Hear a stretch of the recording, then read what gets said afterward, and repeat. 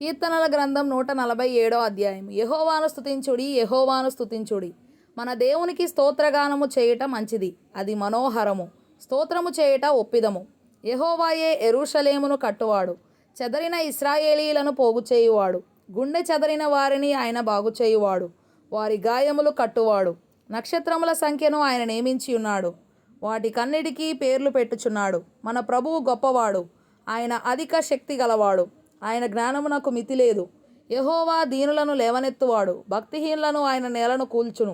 కృతజ్ఞతాస్తుతులతో యెహోవాను కీర్తించుడి, సితారాతో మన దేవుని కీర్తించుడి.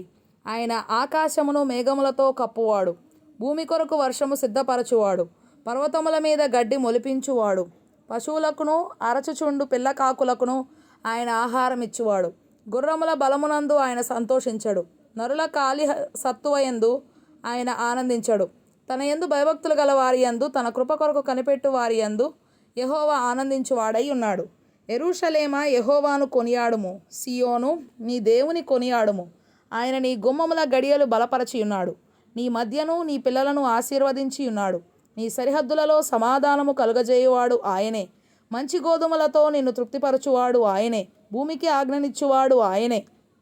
ఆయన వాక్యము బహు వేగముగా పరుగెత్తును.